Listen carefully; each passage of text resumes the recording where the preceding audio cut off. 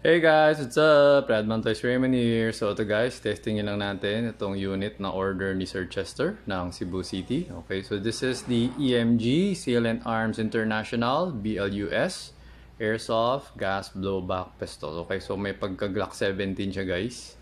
Pero ano siya, aluminum slide, tapos parang naka-customize yung mga certain parts like yung trigger, ganyan, Seal and Arms trigger.